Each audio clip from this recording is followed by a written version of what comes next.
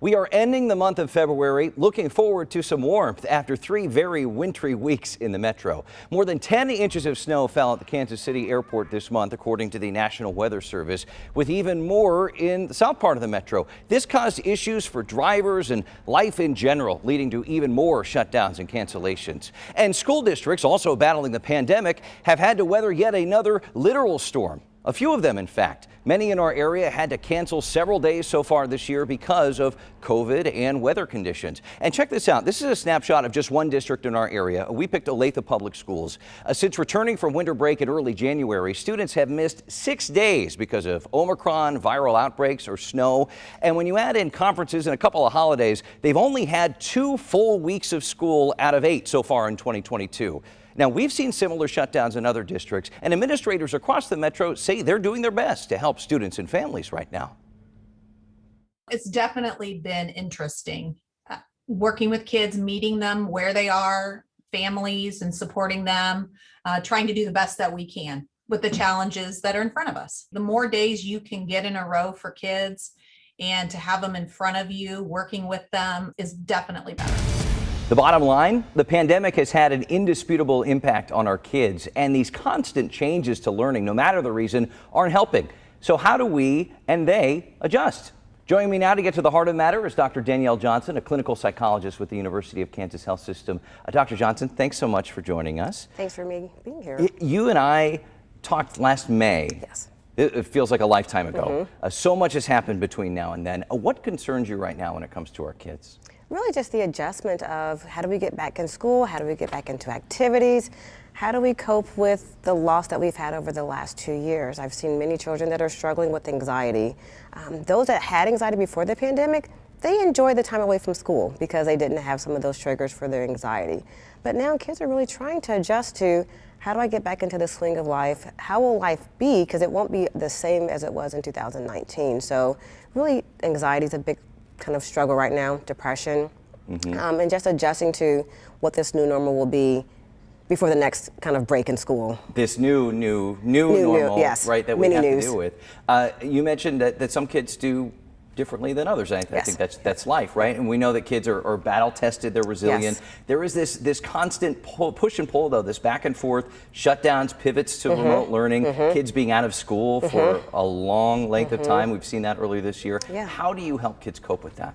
Really making some sense of normalcy. So we want a schedule, we want routine. So even in the midst of the ever kind of flowing changes that we're living in, how can families create routine for their kiddos? So if there's no school today, what will that day look like? How do we set some structure and some routine, whether that's being we have breakfast at this time, we're going to do this activity for the morning, we're going to have this for lunch, but creating some routine, I think for not only the kids, but even for us parents, it helps us to have a kind of a sense of the day and what we're going to accomplish when we have some routine set. Right, and as we said, some students do really well. Yes. With this, there's not as much learning loss as some other kids. How do you walk that line? Because I've had parents come up to me and say, my kid has done pretty well, but he's bored in class when they're trying to just catch kids up. How do you deal with that? Correct. That is such a hard balance, and we find that for the elementary, especially the younger elementary, they miss some of the kind of foundational pieces of reading and writing that we all get in kindergarten, first, second grade. So these kids have some major holes, and I've seen the spectrum.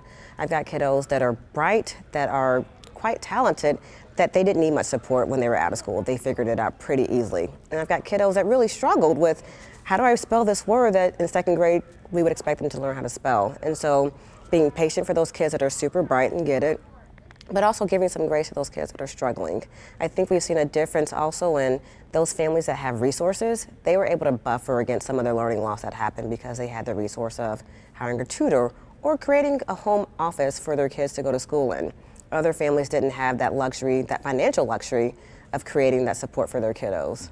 I've read a number of articles cautioning parents and educators on this desire to measure students, maybe pushing them too hard to fix them. Kids will notice that. They pick up on cues. Correct. How do you deal with that and maybe just measure expectations a little bit?